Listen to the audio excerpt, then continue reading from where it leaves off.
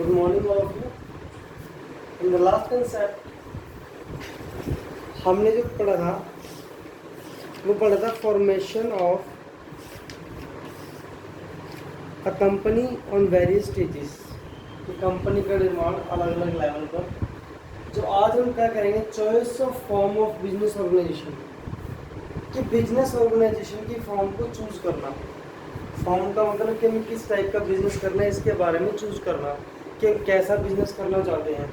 और बिजनेस करने से पहले हमें ये कंसीडर करना पड़ता है कि हमारे पास जो रिसोर्सेज प्रेजेंट हैं वो कितने हैं, किस लेवल के हैं।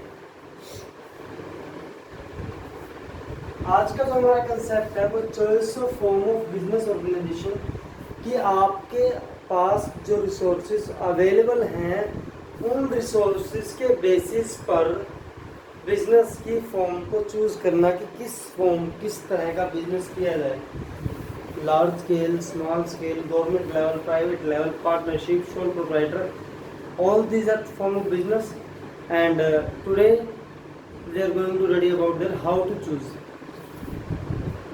It can be said that role tradership is suitable for a small scale business, partnership for middle level and a company organization for a large level या large scale business. छोटे level के लिए sole proprietorship चाहिए और middle level में हम partnership कर सकते हैं और किसी बड़े लेवल पर हम कंपनी को खोल सकते हैं। This is the levels and selection of form of business organization. It is dependable on our resources. That business organization has many forms like sole proprietorship, joint in the family, business partnership, cooperative societies, company, etc. Now the question arises as to which is the best form of organization all of this कि कौन सी सबसे बढ़िया है। As every form of business organization has its advantage. हर एक business की अपनी एक advantage है, हर एक बिजनेस का अपना एक लाभ है। कहते हैं जितना लेवल बढ़ा, जितना रिस्क बढ़ा होगा बिजनेस में प्रॉफिट भी उतना ज़्यादा होगा। बट उस लेवल, उस चीज़ को देखते हुए हमें ऐसा नहीं है कि एकदम से बहुत लार्ज स्केल बिजनेस कर दें। We also have to consider that what amount of resources we have, is it sufficient to open a large scale business और not. If it is not sufficient for opening a large scale business, we have to go for a middle or low level business like a sole proprietorship and a partnership firm, a partnership organization. So let's, while selecting our business organization, some factor must be kept in mind. So first is capital requirement.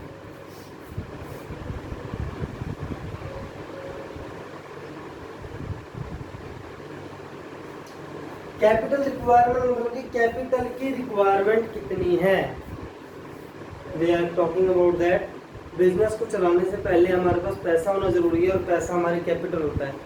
तो when we are going to start our business we have to think about that कि हमारे पास आप present money कितनी है, is it sufficient for large scale business और small scale business. उसी के हिसाब से हम अपना जो बिजनेस है उसको चूज करेंगे। इसके बाद liability to owners.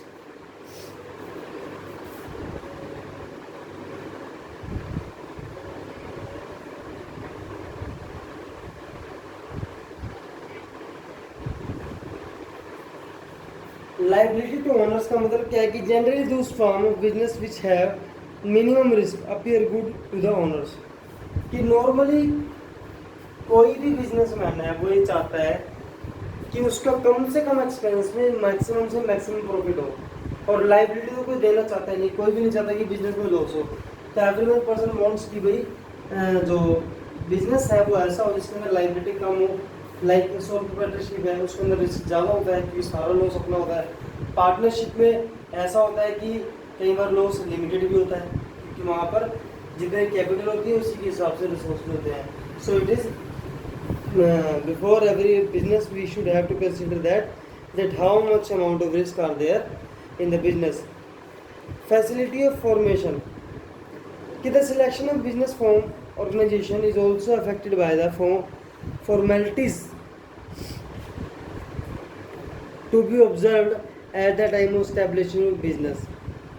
For starting a joint company, expert persons, enough capital are required. because many formalities have to be performed at the time of its establishment। मतलब क्या है,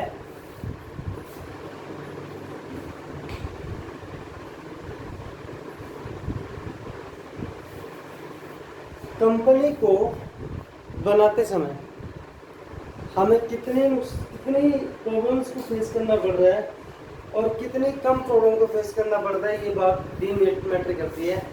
इधर कई बार ऐसा होता है कि बिजनेस को ओपन करने के लिए हमें बहुत ज़्यादा फॉर्मेलिटीज़ पेपर वर्क बहुत ज़्यादा है और हमारे को जो मतलब घूमना फिरना भी ज़्यादा पड़ता है, वो चीज़ देखनी पड़ती है कि कोई भी व्यक्ति ऐसा नहीं चाहता कि उसको ज़्यादा से ज़्यादा लेबर करनी पड़े, एवरी पर्सन वांट्स की जल्दी से जल्दी काम हो जाए, इसलिए इसको देखना पड़ता है।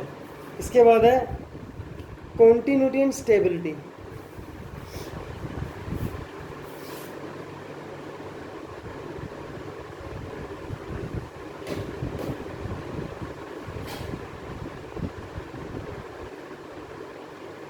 कॉन्टिन्यूटी एंड स्टेबिलिटी का मतलब क्या होता है कि ऐसा बिजनेस करना जो कि लंबे समय तक मार्केट में टिक सके। सो बिजनेस को करने से पहले आपको एक बात जरूर मेजर करनी पड़ती है कि मार्केट में उसकी डिमांड कितनी है। अगर डिमांड कम होगी तो क्या होगा कि बिजनेस जो है थोड़े टाइम में हमें क्लोज भी करना पड़ सकता है, इसलिए we should have to think about that and how much time of continuity it can be happen in the business. And इसके बाद नेक्स्ट पॉइंट है, next point managerial needs. Managerial needs का मतलब क्या है,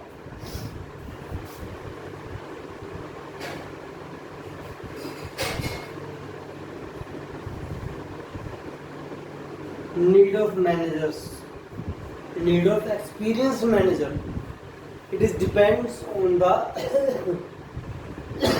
sorry, depend on the level of business।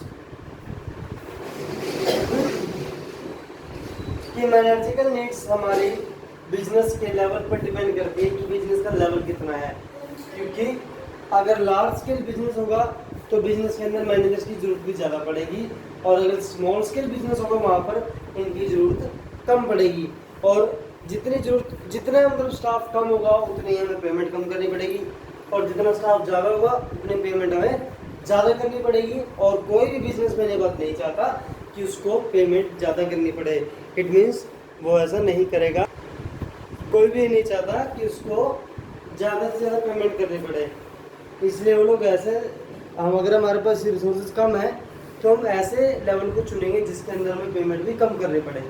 इसके बाद है फ्लेक्सिबिलिटी।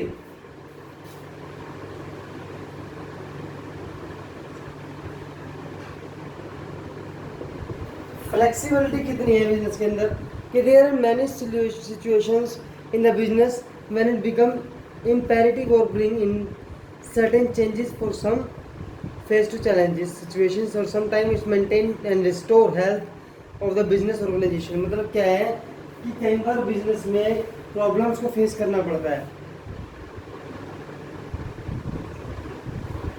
और प्रॉब्लम्स को फेस करके जो हमारे रूल्स एंड रेगुलेशन है उनको कंटिन्यू रखते हुए हम उस प्रॉब्लम को सोल्व नहीं कर पाते हैं।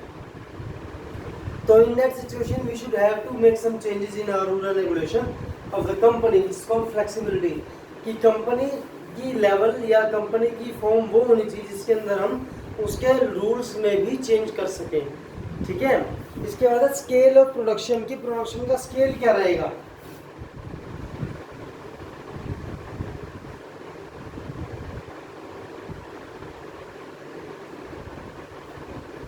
प्रोडक्शन का स्केल क्या रहेगा, ये बात देखना कि लार्ज स्केल प्रोडक्शन करना है, स्मॉल स्केल पे करना है। कि the scale of production play an important role in the selection of business form of organisation. It can be scale production large और medium and modern techniques are used to earn profit.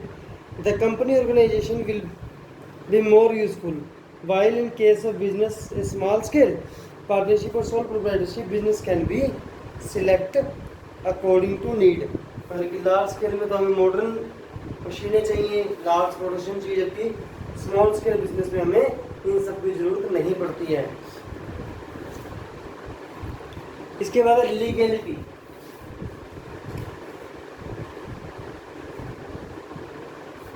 Legality यानी कि legal काम उसके अंदर कम से कम हो, मतलब कि बिजनेस के लाइक जैसे India there are law for governing partnership like companies, cooperative societies, etc. The existence of business without the corresponding existence rule and regulations become uncertain and क्या होता है कि कई बार हम कंपनी में रूल्स को फॉलो नहीं करते हैं, जिस वजह से कंपनी को बंद भी करना पड़ता है या फिर गवर्नमेंट को इंटरफेयर करना पड़ता है हमारी कंपनी, दैट्स कॉल्ड लीगलिटी। और हम ये सब कम से कम चाहते हैं कि ऐसा बिजनेस हो जिसके अंदर लीगलिटी फॉर्मेलिटी कम से कम, because large scale business cooperative business recognise business होगा तो उसके अंदर हमें इस प्रॉब्लम को बार बार फेस करना पड़ सकता है if we don't follow the rules and regulation of company which are mention is the registration form of company.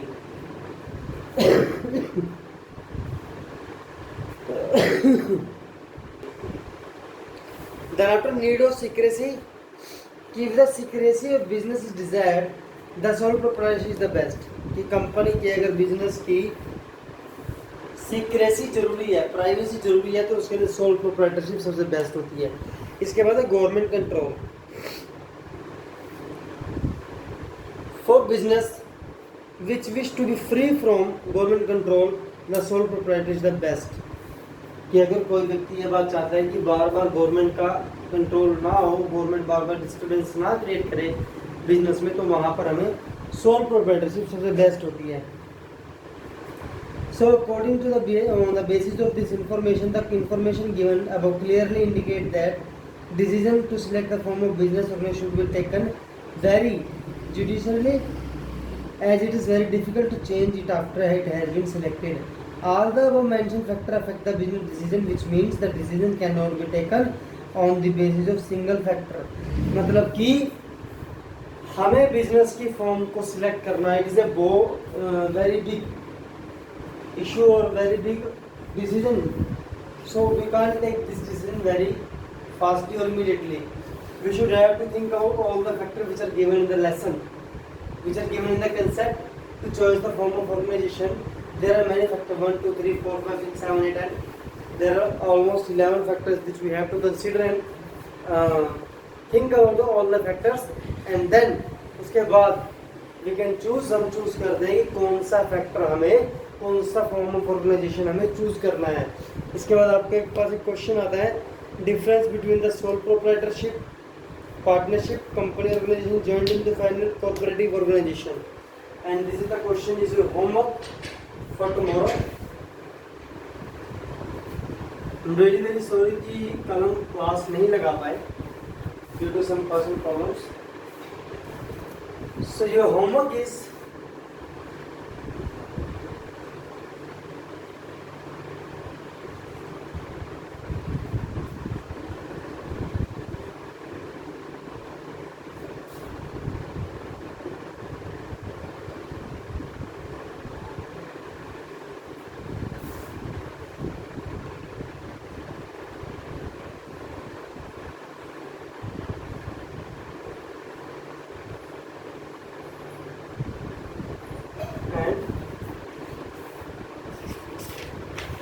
Company cooperative organisation.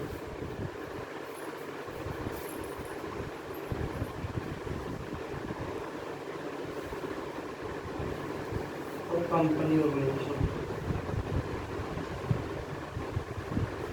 ये क्वेश्चन आपका। इसके बाद बाकी काम हम कल करेंगे। Second lesson is completed. Tomorrow we are going for the lesson number 3 which is